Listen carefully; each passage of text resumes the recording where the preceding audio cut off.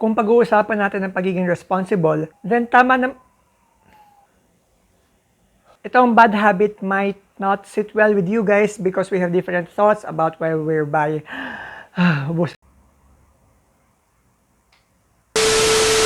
Hi guys, welcome back. So for today, I'll share some of my bad habits that kept me stuck in my financial freedom stage. A few videos ago, we talked about the 5 stages of financial freedom. Kaya naman naisip ko na i-share sa inyo yung mga practices that weighed me down and hurt my future. Hindi po ako expert in giving financial advice and I'm just sharing my own personal experiences. So kung mahilig ka sa pagsisave and pag-i-invest pero hindi ganun kalaki yung sweldo mo, then we are on the same boat kasi ganyan din ako. So please consider subscribing because this channel is for people like you. So without further ado, here are the top 5 bad money habits that keep me living paycheck to paycheck.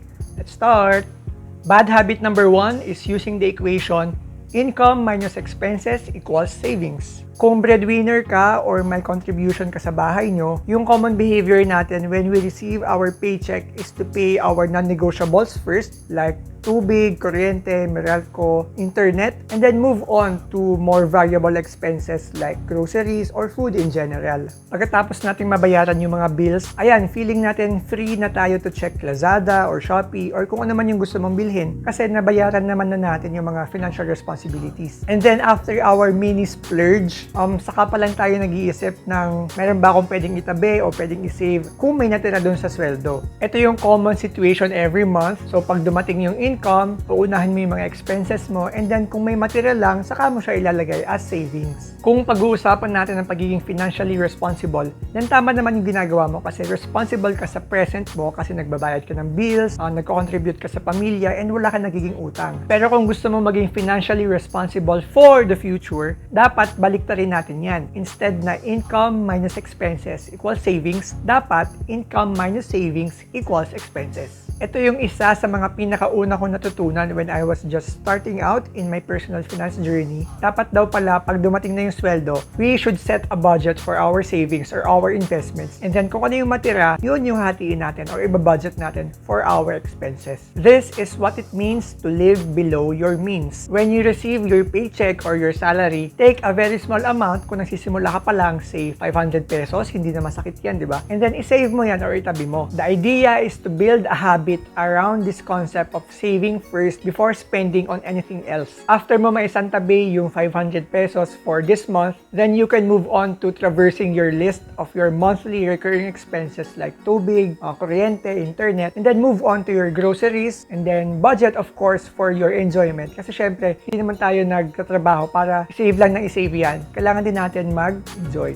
Ang kaibahan ng mindset na to from the previous equation that we have is that you should treat your savings as a top priority instead na magsisave ka lang pag may natira. By doing this, you are setting up your future self for success without compromising too much on your present situation. If you continue your bad habit of saving lang pag may natira, then kahit mabigyan ka ng salary increase sa work mo, mahirapan ka pa rin mag-save kasi prone ka to what we call lifestyle inflation or our second bad habit. Lifestyle inflation is what happens when your expenses grow in proportion to your salary. It could be in the form of a home upgrade, a phone upgrade, or kahit anong major expense na umakyat dahil feel mo entitled ka or deserving ka to enjoy a little more. And in this video, hindi natin sinasabi na tipirin mo kada piso para lang ma-meet yung investments and savings goal mo. No, that's not the point of breaking this habit. When we buy material things, di ba we expect for that item to perform some use for us. Example, meron tayong cellphone to communicate, mag-send ng text, tumawag, mag-browse ng internet, yada-yada. Sobrang daming models ng mga phone ngayon and overwhelming pumili, especially kung every year, pinaparamdam sa atin ng mga cellphone companies na our current phones are outdated and kailangan doon natin mag-upgrade. But really, there's only so much you can upgrade in a phone in a span of 12 months. So maybe it's not really worth upgrading every time na may lumabas na bagong model dahil lang nabigyan ka ng salary increase. Guys, gusto ko maging transparent sa inyo and sasabihin ko na hindi ko pa ito napapractice 100% of the time. Pero one of the things that I try to do to avoid lifestyle inflation is to focus more on spending on experiences rather than spending on material things. Personally, mas cherish ko pa yung 3,000 pesos na dinner experience on a very special day with a very special person compared to a shopping spree in Shopee or Lazada. Sa halagang 3,000 pesos, sigurado na marami ako mabibili sa online shopping apps na to. Pero feel ko lang kasi mas nabibigyan ko na ng halaga ngayon compared to years before yung mga experiences with my family and with my jowa compared to spending on material na bagay. And because I try to emulate and incorporate minimalism into my life, and alam niyo yan kasi lagi natin pinag-uusapan ang minimalism in my channel, hindi rin prudent for me to always think about ano ba yung sunod na bibilhin ko pag dumating na yung next wave of shopping sale like 66, 77, ganyan. So yung extra tip ko sa inyo pag dumating na yung next shopping sale nga is tanggalin nyo muna yung mga apps sa cellphones nyo tapos ibalik nyo na lang pag may kailangan talaga kayong bilhin. The third bad money habit that kept me living paycheck to paycheck is saving only. When we talk about achieving financial freedom, we emphasize two things, increasing our income or decreasing our expenses. Ideally, a bit of both. Noong nagsisimula pa lang ako, I tend to only focus on one aspect, which was decreasing my expenses, or in other words, saving more. When you start decreasing your expenses, it's a good habit to have kasi you are able to save more and you are living below your means.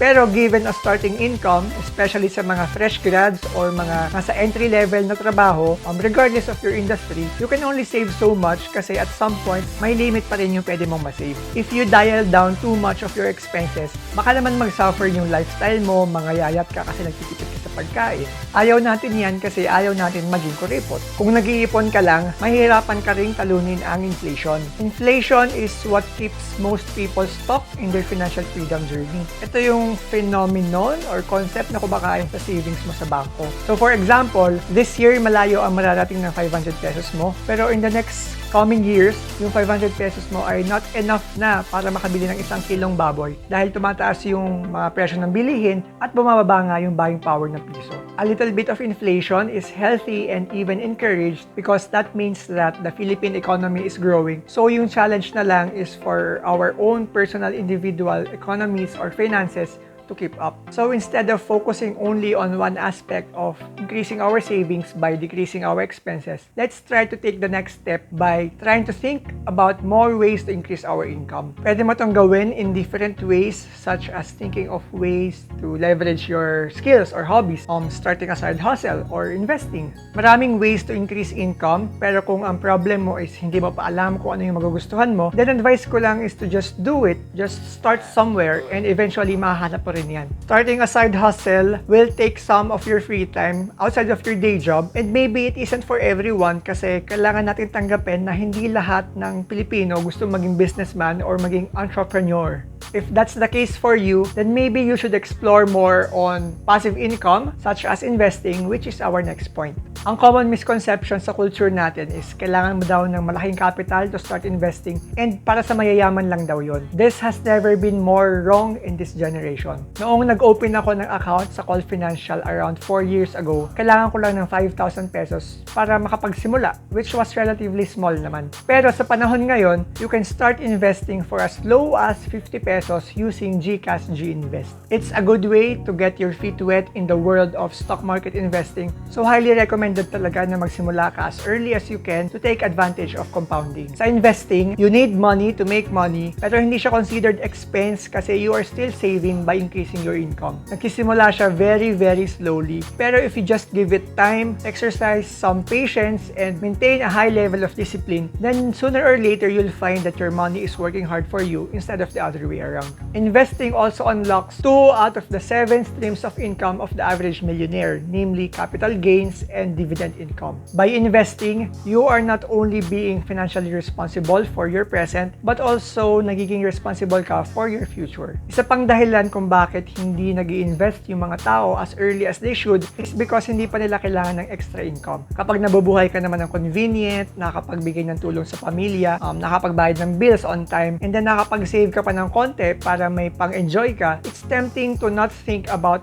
how else to create extra income. Sa tingin mo, you found the right balance between your salary and your monthly expenses. You are not living paycheck to paycheck, which is good, but I think you are much more capable than that. Honestly, naging victim din ako ng ganitong mindset na parang nagsettle na lang ako, di ba? Kasi nagsusurvive naman ako. But I'm lucky to realize that staying in this mindset could be the crucial difference between retiring at 60 years old, which is the average retiring age in the Philippines, or retiring at 50, 45, or even 40 years old. Early retirement is the concept na lagi natin binabalikan for every video in this channel because that's the goal of our personal finance journey. And I think it's very possible kung tama yung ways natin sa pag-save and pag-invest. Basta tandaan lang natin na money is not the goal. Money is just a tool to help us achieve our goal, which is financial freedom, in the sense na hindi ka na umaasa sa active salary mo and may time ka na to explore more of your passion like traveling or spending time with your family. The fifth bad habit that kept me living paycheck to paycheck was dressing to impress the wrong people. This is a picture of two men worth $200 billion and wala kang makikitang brand name anywhere. The top 0.1% of the richest people in the world ay walang pakialam sa brand names. That's because the target demographic or target market ng mga luxury brand names ay hindi sila, hindi yung mga rich guys. Ang target market nila ay those who want to look rich. So ask yourself, would you rather look rich or be rich? Itong bad habit might not sit well with some of you guys because we may have different thoughts about why we're buying material items with brand names, and that's okay because I respect that. Hindi ko kayo ginajudge, so please, bago niyo ako i-judge, let me just share my own realization. Mahirap i-admit noon sa sarili ko na I was just buying stuff so I can impress my friends and my schoolmates. Bilang probinsyano na papasok sa one of the most prestigious universities in the Philippines, my feeling of insecurity nung nasa Ateneo pa ako, surrounded by all these rich kids. Nagkaroon ako ng mga classmates na nag-upgrade ng iPhone every time na may bagong model. And speaking of model, imagine sitting in class with classmates na nagmamodeling talaga in their free time. At the end of the day, na-realize ko na bumibili lang pala ako ng mga material things to overcompensate and ma-feel ko na I belong and I fit in with these classmates na hindi naman ako kilala in the first place. But trying to fit in is a never-ending cycle because if you always try to impress the wrong people, there's always going to be someone you'll want to impress in the future because may mamimit ka na mga bagong tao. It may be in work, in your community, or kahit saan pa. If you stop buying things just to impress the wrong people and trying to fit in and start enjoying that thing for what it is, you'll be much more happier in life. Buying luxury items is not the main problem because posible naman talaga na mayroong mga tao na nag-enjoy genuinely about that item regardless of what others think about it. Baka gusto mo yung design ng bag or yung color ng shoes or flattering yung fit ng damit. Whatever the case, pag bibili ka ng material na bagay, try to buy it for yourself and only for yourself. Kasi life is too short, guys. Don't seek validation from other people, especially from the wrong ones.